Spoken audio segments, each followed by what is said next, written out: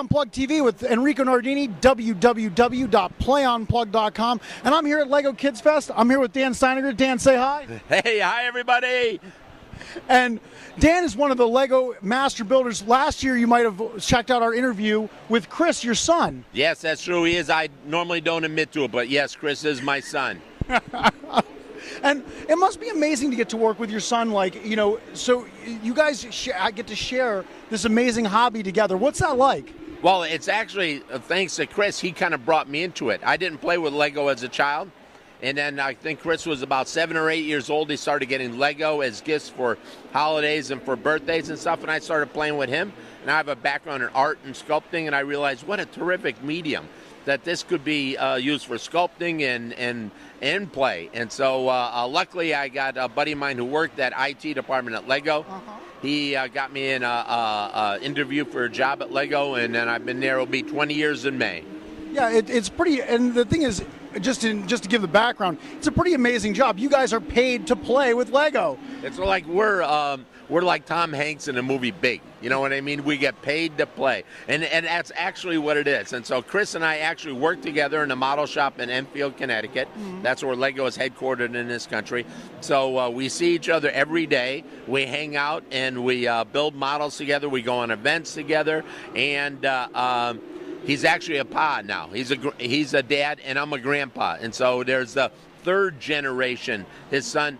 And so I'm telling him at Lego, I'm sticking around till he gets, I'm going to train him to be a master model builder too. That's fantastic. Congratulations. That's so awesome. Thanks. So we're here right now in the Monster Fighters booth. That's one of the new, it's a newer product line. It's also a new event for Lego Kids Fest. And man, it's drawing a lot of attention. Can you tell us a little bit about it? Sure. Monster Fighters is a theme that, kids kind of did on their own anyway. You know what I mean? Gravestones and goblins and monsters, you know what I mean? And so they were doing, I think Lego finally said, oh, they've been doing it for years. We better make a set out of it. And so, kids build what they want to build anyway. Absolutely. Always good versus evil, you know what I mean? That whole theme there. And so they were building monsters and haunted houses. And so, Lego said, well, why don't we do it? And they created a whole theme. And now there's minifigures that are based on that. And it's just awesome. I was in Minnesota this summer and we released the new haunted house, which is just an awesome set.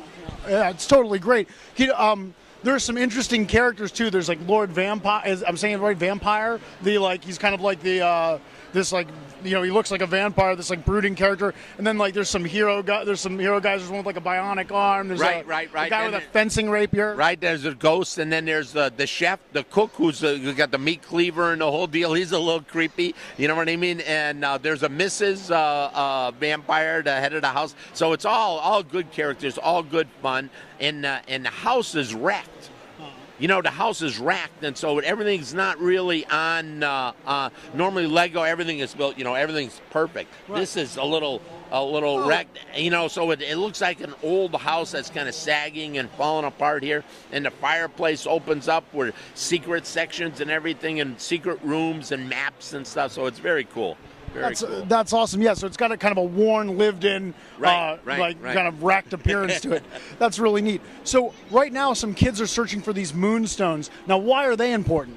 Well, the moonstones are important for the whole storyline. Now, as Lego does a storyline for all of it, so whether it's Ninjago or the old space, they used to have crystals and stuff like that for underwater and aqua zone. I'm dating myself. That's old school stuff. Okay. But and so they try to bring you through the whole thing. And the moonstones, and they have to search for them because both sides, the good and evil, are searching for the power of the moonstones. Yeah, and so I guess these moonstones, if you can collect all 6. Right. You can collect all 6, and then they have the total power. It's like kind of the rings of the Lord of the Rings. Then you have them all together, and then that's the most. You just gave me a great segue, Dan.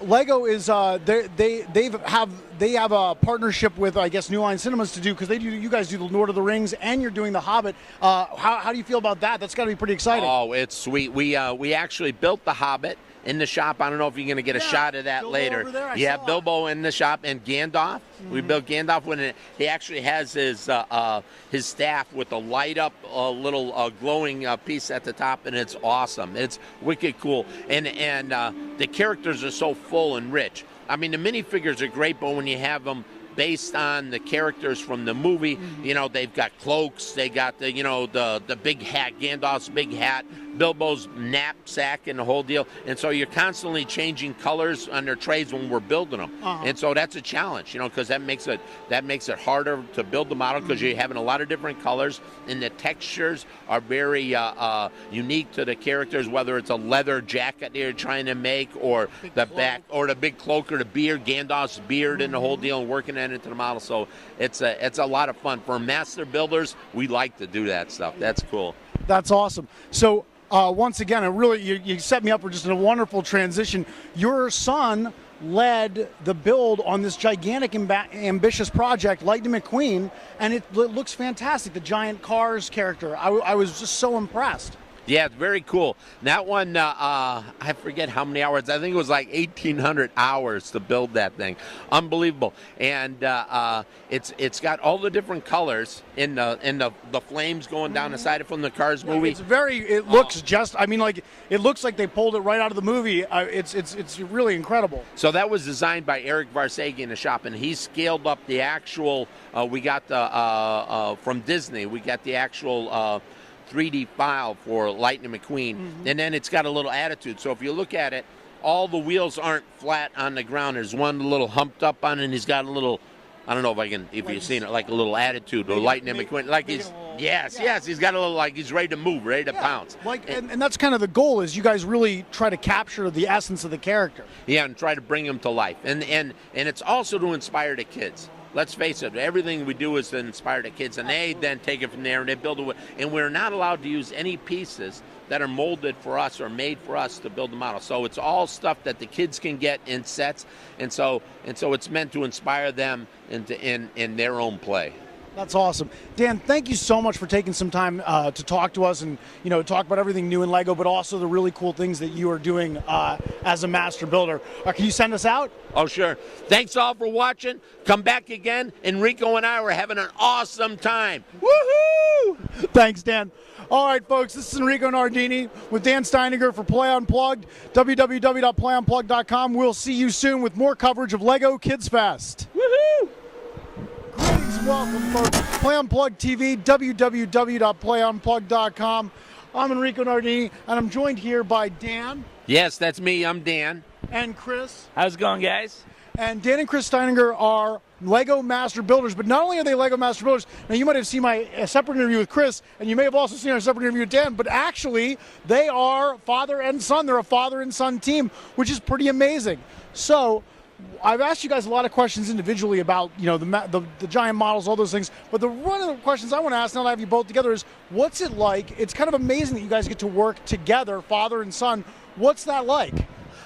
It's actually kind of great because the years that we've worked together now, I think I've only ticked them off really a few times. So that's pretty good. I think that's pretty amazing. And plus he's big now. I don't have to change his diapers or anything like that. And so that's a good thing. So it all works out great as far as I'm concerned.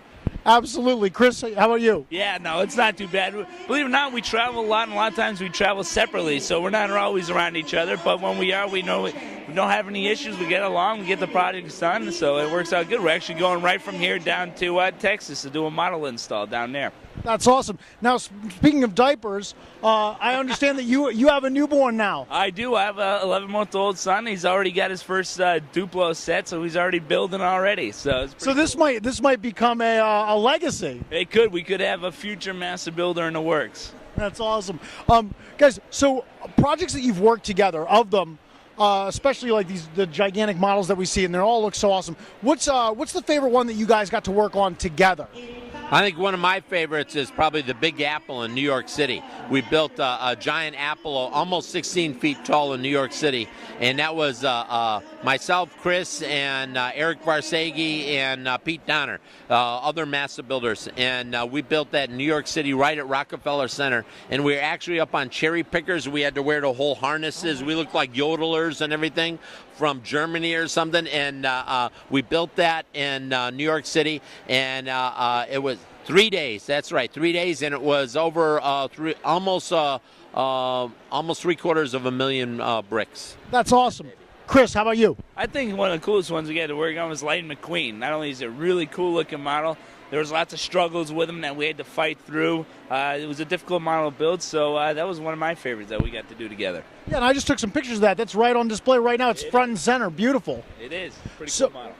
So another question I have for you guys is, Dan was telling me that actually, though he's the elder, obviously, of the two, he's the father, but actually, like, he got into this because of you. How did that all come about? So he actually would come home from work. He had a job in sales before he eventually got a job at Lego, but he would come home and I'd be playing with Lego a lot of times, and he'd actually come and do some building with me. One of the things we actually used to do, we used to take the minifigures and we would put them up in, like, buildings and stuff like that, and we'd use rubber bands and shoot them off and stuff. That was one, like, Indians and robbers and stuff like that. So we would do fun games like that. And then he actually decided, well, someone out there is getting paid to do this for a living. Mm-hmm. All right. So he actually applied for a position through a friend of his that worked at Lego, got a job interview, and actually got the job at Lego and rose through the ranks to become a master builder himself.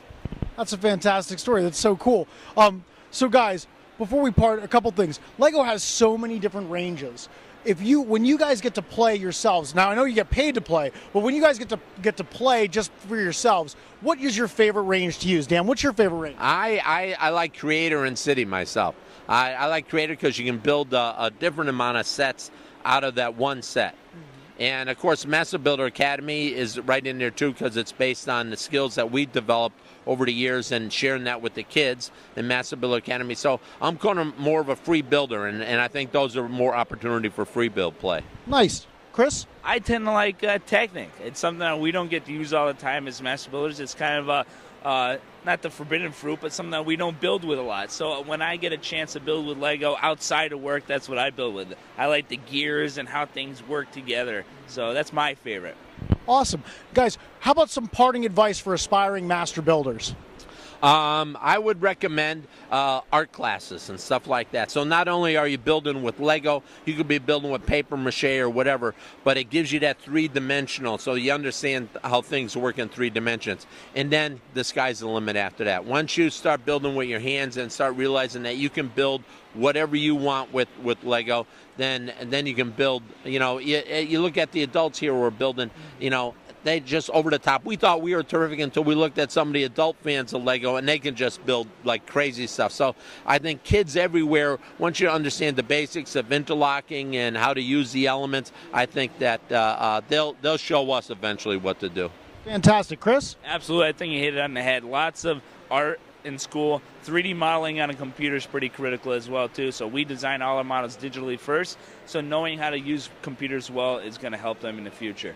That's awesome. Guys, thank you so much for the fantastic interview. It's wonderful hanging out with you guys at Lego Kids Fest. Any parting words? Play well, my friends. Play well. Eugene, what's your favorite set? My favorite set right now, I had some, I really like the Lord of the Rings and the Hobbit stuff, yes. Because I'm a big fan of Tolkien's work, and so seeing that new stuff, for me, it's a lot of times when I do this journalism thing, it's always the new hotness that kind of attracts my eye. But I like some of the classic stuff with castles and knights. That just the more generic castles and knights stuff I really like. But I'm intrigued by Monster Fighter now because that's real. I love the Universal monsters, so that's that attracted my eye. Any parting words, Chris? Absolutely, guys. Keep on building. Be creative. All right. Guys, thank you so much. This is Enrico Nardini. I'm here with Chris and Dan Steininger for Lego Kids Fest 2012 Pittsburgh. Signing out. Woohoo!